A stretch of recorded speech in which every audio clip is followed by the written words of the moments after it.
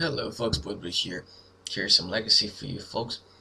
This one, and there will be another tape coming up soon. So this one is John Supernatural versus Blue Green Infect. So as usual, your versus match kind of setup style. Basically, one or two pre-board games, and then one or two plus post cyber games, for example. So what is this John's deck? Basically, it's a kind of mid-range slash control deck with destructive flow in it, some mana dorks, cable therapy, natural order, fading off of dorks, or Dryad Arbor, for example, too. And you just find stuff like Ruriktar and sometimes some other cool creatures. That's kind of it. So I would just put it as a derivative of Gen's mid-range and Legacy, but I think in terms of, locking down your opponent, this deck does it way better than the normal mid-range versions. But yeah, with this build, this friend of mine who's piloting this deck and this in the other tape, he had some success locally with it, stop hitting some decent size legacy tournaments. And yeah, this is as best as I could manage to tune up the lighting in that room at that point. But yeah, I think I did a fair job.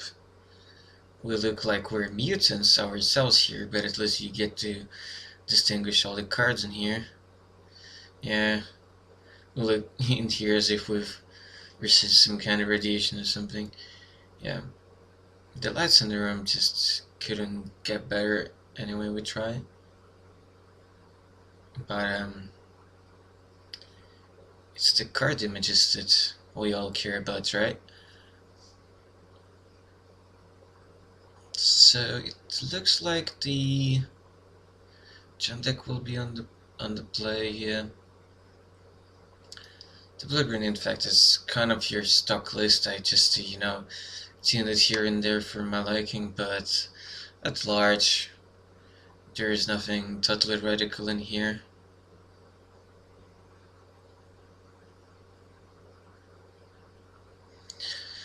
Nothing totally radical with the Infect deck.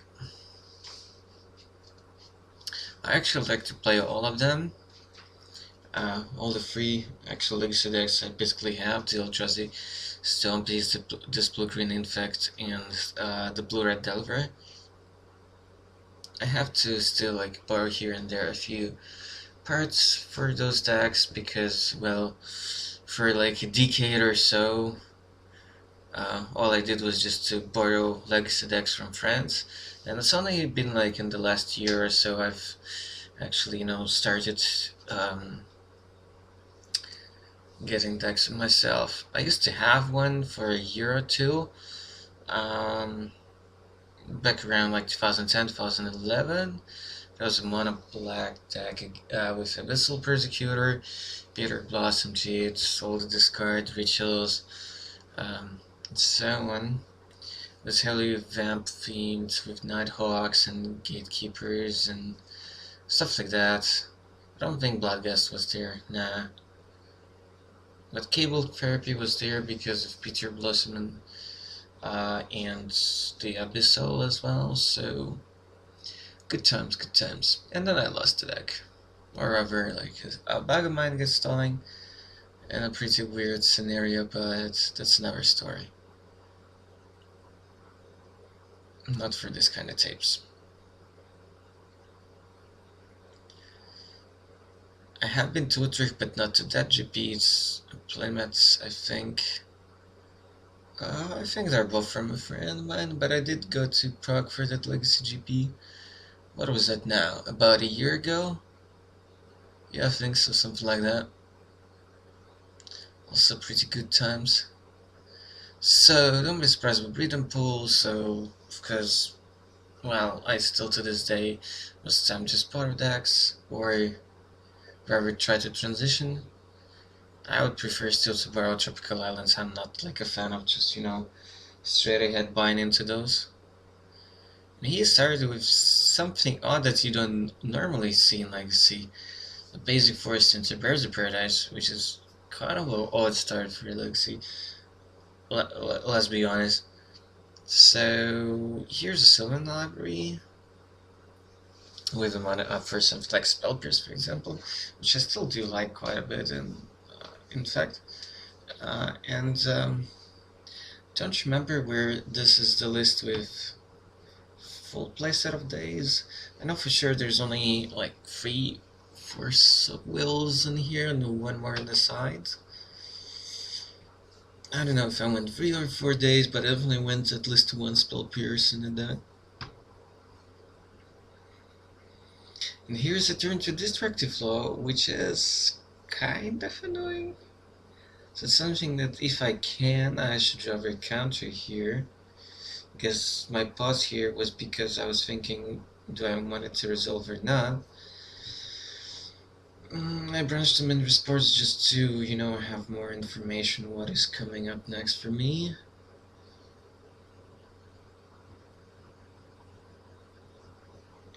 It'll eat me up slowly. But if I have a bunch of lands in reserve, then maybe it's not that bad, but I did decide to force it, pitching what? Pitching another Branchstorm, it seems. Well, I guess a good argument here would be that I have a library in play, even though he does have Maelstrom Pulse and Abrupt Decay to nuke it away if he needs to, which I think he kind of does, unless it presents like a Glycerin Elf or Blighted Danger.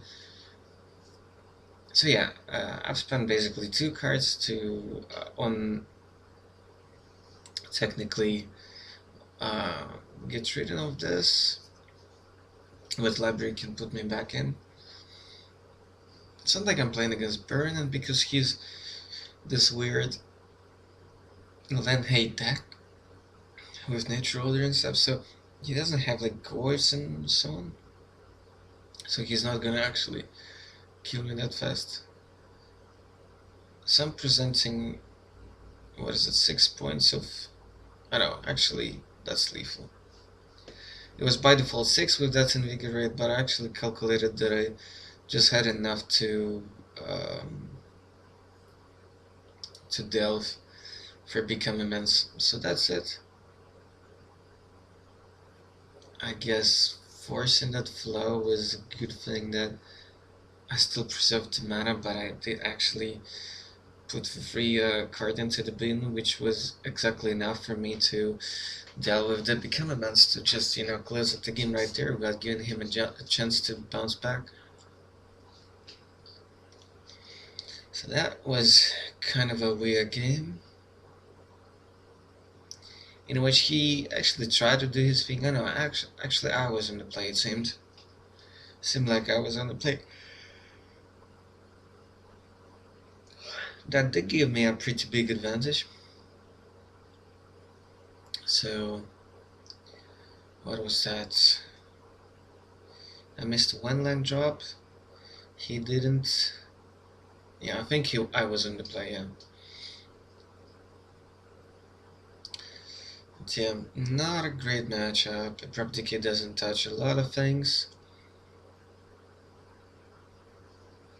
For example, well, still enough. It doesn't touch the Nexus. It does touch, and does touch everything else pretty much. Yeah.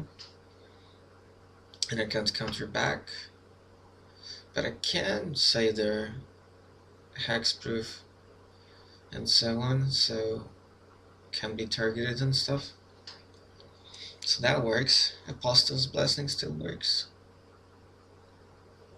Protection from color.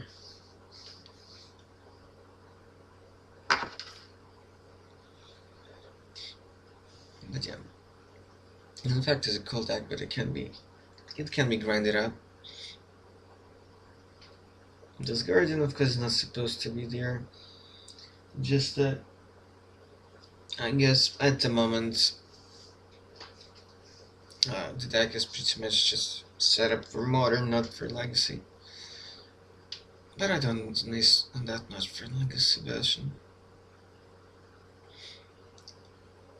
Yeah. And Tropicals is a common card that you can borrow. Because it goes into many decks, that's also true. But right now there are a lot of viable strategies in the format that don't use Tropicals. Even Black-Red Reanimator is a thing.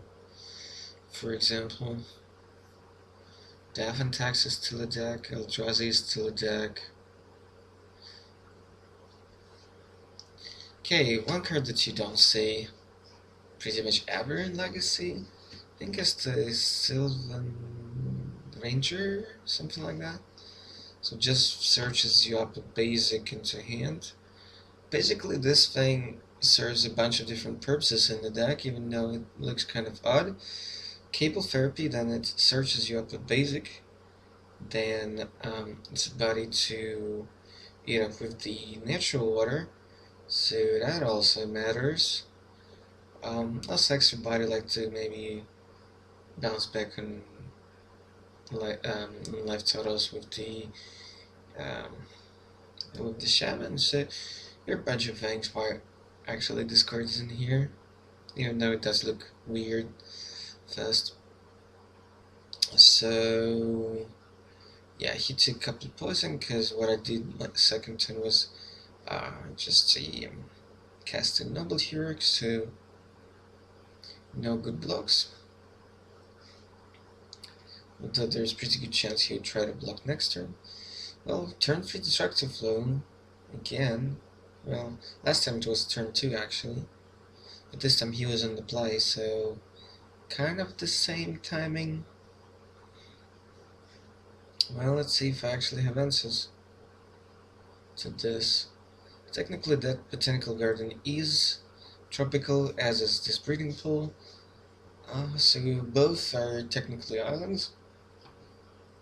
That means both are alive to be returned for days. But I think I just had a Spell Pierce here. No, Brainstorming response.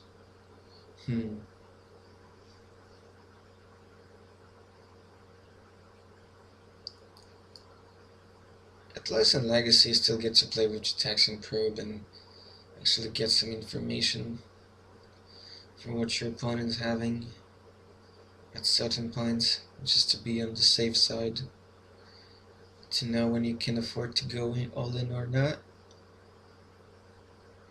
Okay, so I'm actually deciding to pitch it, even though in this game it's not as ridiculous, but it's one way how he can win this game.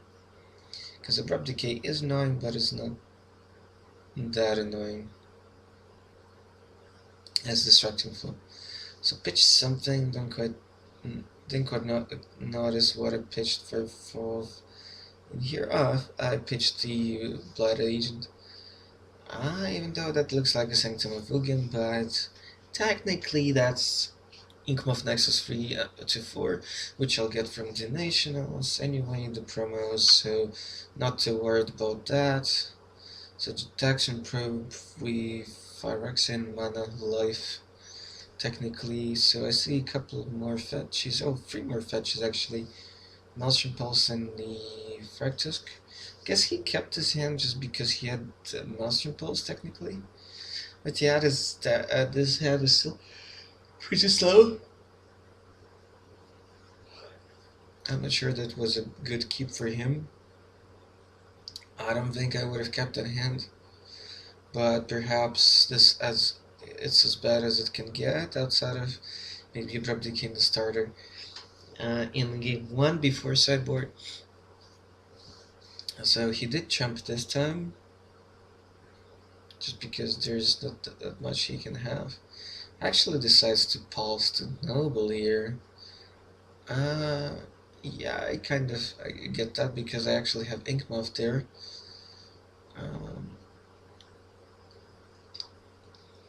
So Noble actually does the best job here. Sorry. So that was technically Sylvan's Crime. Though I'm kind of messed up with the mana, but let's consider that I have one in pool or whatever.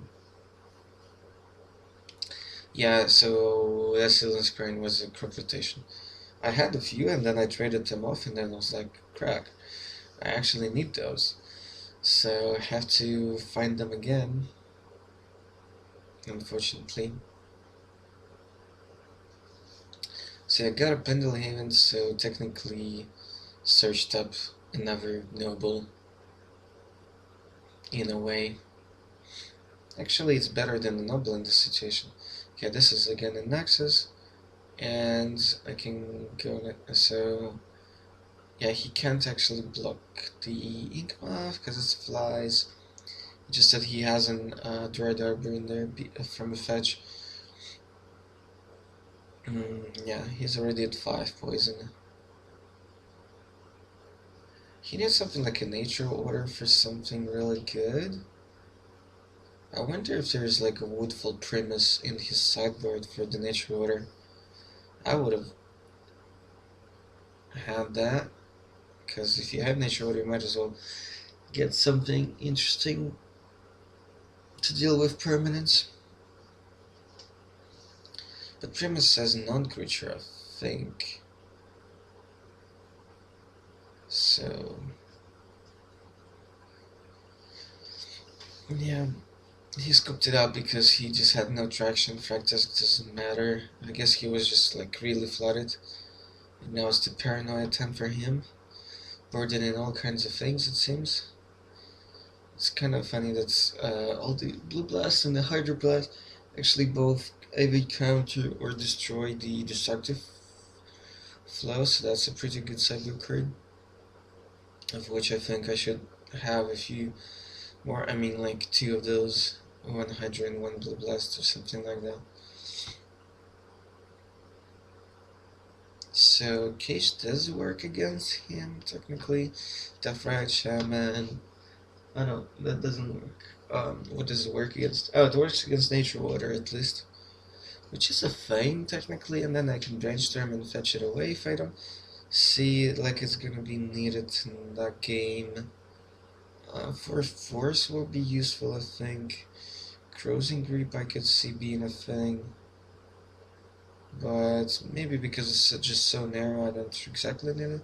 Nature's Claim is kind of interesting, and it at least costs just 1. Spellscut is good because of Abrupt Decay and Pulse, of course. Computation is not that important. If he would actually have a non-basic mana base, then maybe, because of that one of Wasteland in the deck just for the crop toolbox. You don't need all the probes, I guess. Yeah, I actually decided to kind of take them all out. Even though they're helpful with the immense. Oh yeah, the build actually only plays like 3, not 4. There's just not that much space for everything. I'm not sure if claim is really that needed. I think the counters are just much better. I should have just the 2 blasts in the board or something. Or a Flaster Storm. No, Flaster doesn't actually counter it.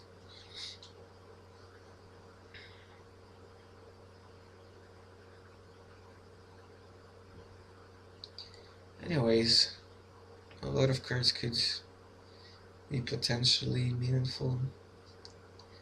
Cross and Grip maybe not that interesting. It was previously because of the counterbalance, but now it's not that much of a problem anymore.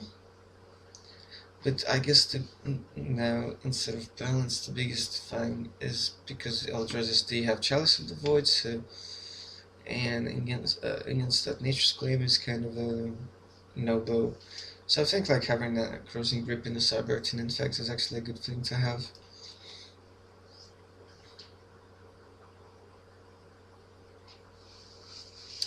Something like a second Spell Pierce wouldn't have been that bad. Because among other things, Spell Pierce counters, unlike Fluster's turn, counters Liliana of the Whale, which might be bad.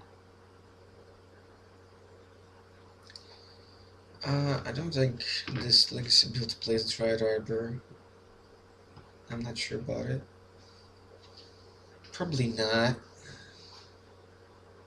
In a format full of like wastelands and all kinds of things, I think Dryad Arbor is only suitable for decks that actually need something like that. Uh, with Nature Water, for example. So Elves, and then maybe sometimes green, white. Hey, there's the DNT. Maybe that deck will want it, but unlikely. So in this deck, it's much better. So does it make the Dryad Arbor for Legacy solely a thing from Nature Water decks? Possibly.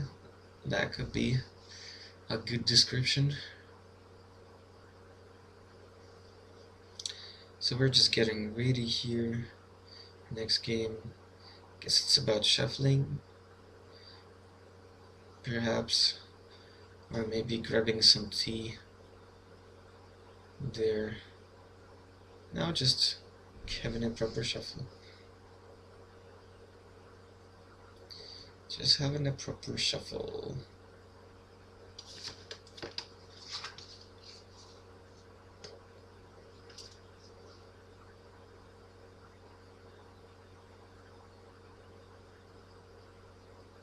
So what is coming up next?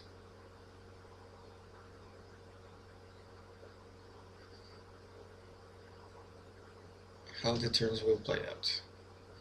It's outer sideboard, and yeah.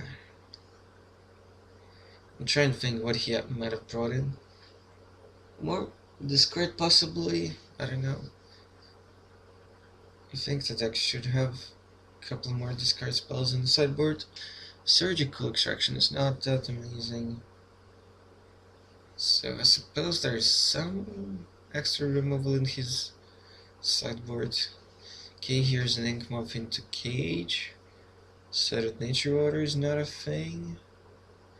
What else is not a thing now? Well, Death Ride is still a thing.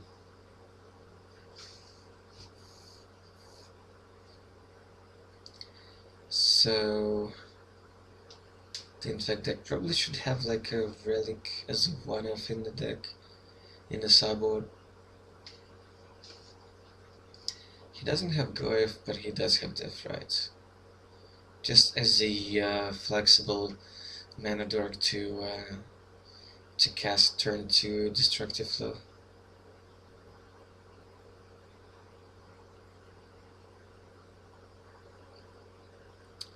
So I just passed here.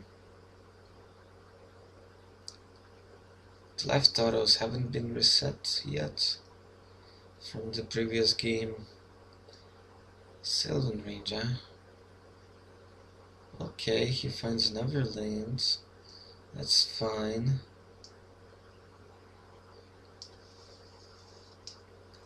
Is it like he has no fetches or just chooses to sandbag them? Smartly enough does not attack there because, who knows, maybe there's Invigorate or something in my hand. A spare one. Eating his Death Ride would have been a decent plan here. Less mana for him to cast his stuff. Though he just fetched up the third land, so I don't know. I mean, searched up. Probably if he attacked here, don't think it was worth to block. Even if I had something like Invigorate. Which some builds even play just 3 copies. No, I think... no, I think all the builds in Legacy play 4 Invigorates. It's just such a straight up good synergy with Berserk. Okay. Looks like that was main phase Brainstorm to try to find something. I found again the Sylvan Library, which is pretty good. I still have 4 days potentially up. Well, those can't prevent Abrupt Decay from cracking it, so that's happening. Attacks only with... Oh yeah, he has a fetch. Okay, that's why. Because if he wants to, he can at least make me lose to by exiling that Abrupt Decay end of turn, or over exiling Brainstorm. I think it's like any non-creature spell, so he can actually eat the Sylvan Library. It in my grave is actually has its merit because of the elf for becoming it. Okay, here is the Glycerin Elf. Via tapping Pendlehaven, perhaps I had a Spell Pierce in my hands, so I wanted to keep the blue mana open. Also, keeping up Pendlehaven against him doesn't really matter, and he doesn't really have a clock right now. I can't afford to take quite a bit of damage. Yeah, I should be actually at 19 here, because he did attack with the Ranger last turn. Well, he's definitely like at 19, because took that damage from the fetch right now. Okay. 2 mana actually to decay the cage, which is actually worrisome, because if he wants to decay that instead of the Glistener, maybe he actually has the Rictar in his... I mean, the Nature Order. And yeah, Rictar will probably kill me here. It's a 6/6, so it can be even dismembered, even if I had it in my build. Maybe that's why Submerge should be maybe sometimes not even just a 1-off, but a 2-off in the sideboard. At least there should be one, but I was ready with the Spell Pierce, so that worked out well for me. But yeah, should have Submerge in the sideboard. At least 1-off, wouldn't hurt it. Okay, I actually had lethal here, because he tapped out, and Inkmoth Naxos, Invigorate, Berserk, bye-bye. Right, well, if I didn't have the counter for this Nature Order, and then there'll be Rictar unborn, that means each spell will make me take 6. I was actually at 19 because we miscalculated, so I would have taken 12, so I would still kill him off this turn, and just go down to 7. It's not a tragedy when you're actually winning the game guaranteed.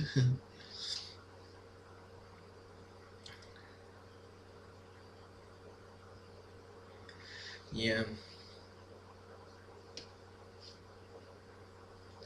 But yeah, normally it would be a pretty good lock with Rurik, but yeah.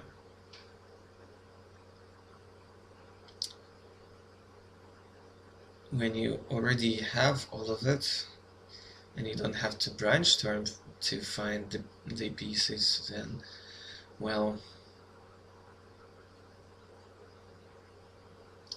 then it's not really a hard lock. Basically, if he would be attacked with Termagos and stuff, and then he would, you know, put me low enough, so if that death rate was something else, like a Goif, then maybe it would be a different game. But then again, okay, he did decay the library, but he did have at least 1 decay regardless, with the time he had to get rid of the cage to water the Rubik. So yeah, it was something like a Goif. He would put me low enough so that the 12 from Rurik, in order for me to do anything, would actually be lethal.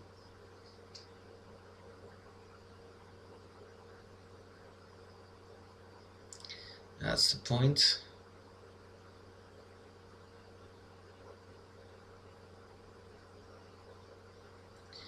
Alright, let's see, maybe he'll get some revenge. I did have good hands, technically, in good draws, and he didn't have that much of interaction. Campbell's therapy will definitely help. His amounts of dorks and stuff. He can even, hit.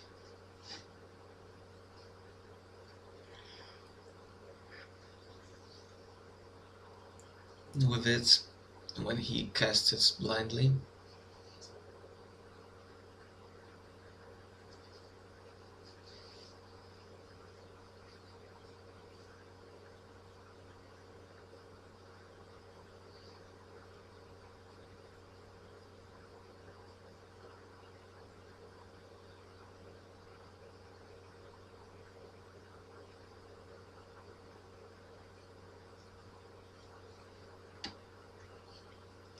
Okay, he starts off again with the Dark Internal Limb. Pendlehaven Glistener, you go. I can't daze here, I can force though. If there is a destructive flow again on turn 2. I don't know my hand here. Can't see it.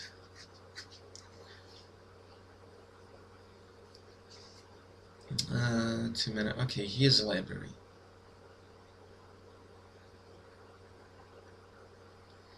That's gotta be good for him. But he has only 1 minute up.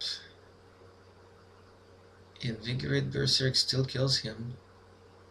But there's none of that nuts right here. Just 2 points. Okay. Against me, he can afford to go pretty low with library. So he takes what, 1 card extra? Yes. Doesn't proc the fetch just yet. Maybe he wanted to see first the top cards with the library. Okay, procs 1 fetch now. I guess because he didn't like the 3rd card he saw from the library. Is it the flow time? No. Could be. It very well could be. Okay, Pernicious did actually this time. And he can activate it, technically. For one. But he'll lose his bird. And I can provoke him to do so. Just go into attacks, he'll be like, okay, I'll be like 1. What is he supposed to do then? I'll be pretty disappointed at myself if I actually used up Pendlehaven here.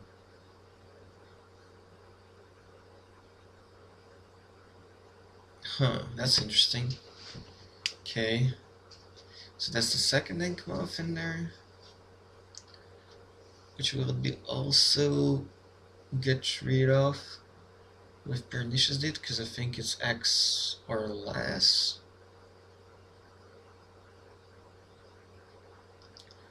Yeah, Pernicious did keep in check the ink mobs. But then again... Well, okay, so probably should have brought in a Frozen Grip in here too, in addition to Nature's Claim, because as you can see, it's not just Destructive Flow, it's still in the library, it's a Pernicious Deed and stuff like that. But I didn't know how much of what he would have. Okay, I actually have a better source, for which I just need to find blue mana. I mean, Blighted Agent. I let him to actually... Okay, I couldn't even daze here, so that was a no-brainer. Whether this Futsis would resolve or not. So he did brought in would bring in extra discard with this Thoughtseize. I imagine it's in the sideboard and not main, but who knows? He goes to 5 actually. Now something like a noble hero could be pretty funny. He takes immense because everything else is not really threatening unless I draw something like a fetch. He's now down to 3. It's pretty crazy. He's at 4 Infect.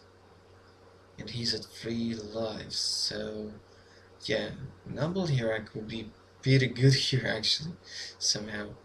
But here goes Nature Water, eating that bird, and I kinda know what's up, and I can't prevent this, even though he technically tapped out, and I couldn't daze. But this is why he fought seized first. And here's a Rudictor, and I'm locked away. And yeah, I'm easily out of this game. Yeah, now I drew kind of badly, and let's say if I boarded in like Submerge or Hydroblast or something, then I'll be good. I think I boarded in the Hydroblast, but not a Submerge, and I should have for situations like this, for example, and because it bounces any creature he could have, so yeah, that's right. Although I wouldn't be able to actually cast Submerge for free because I didn't have an island in play, right? Even though he did have a forest. So yeah, a bit of misheadboarding, pretty bad luck with the draws. Locked out of this game because, yeah, with the way I boarded, there was no way I would bounce out of this. Library, Spells Guides, then what, another Nexus, Brainstorm, Integrate, yeah, days, yeah. Bad draws, bad draws. They happen, they happen. It's not like Infect is the most consistent deck ever in Legacy. But yeah, thanks for watching guys. Don't forget to subscribe, check the links in the description below. There will be one more tape coming up soon between this John deck and that time will be against Soldraza Stumpy. So yeah, stay tuned for that. Leave any feedback in the comments below. And yeah, until the next sale, goodbye folks.